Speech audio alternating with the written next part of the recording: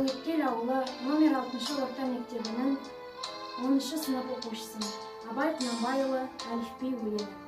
Әлифтеп ай yüзіне ибрат еттім, бейбалай дәртіне ниспәт еттім, тей тілімнен шығарып түрлі әбият, сейсәнә имәтхия хөрмәт еттім, жем жамалын қандай ақ мүзе маған, ха-халилік таппадым жаным санан, хи халайық мен емес, бәрін тізер, дәл-дәрияқ іші олды бермес аман.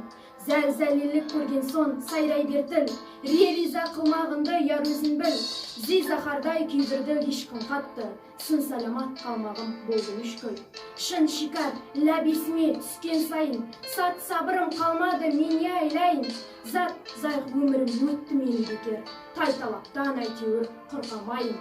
Зай-залым көп құлш боп жаңғықталды, ғайын ғақылымды басынан тартып алды, ғайын ғариблік басыма түскеннен сон, фи-файдаң тиеме деп жаза салды.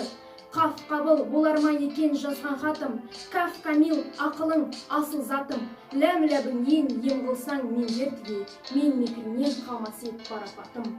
Нон нәләғып қайғыңмен күйдірдің көп, уәуәлина ғишқын уайын жеп, кекеш пайдан тимесе өлді ойланыс, ләм әлиф лә илаха илалла деп. Я ярым қалай болар жауап сөзін, мәт қасын тәштет кірпік сәкін көзін, үтірімен асты-үстілі жазу да бар, болуға асты-үстілі көзін өзін.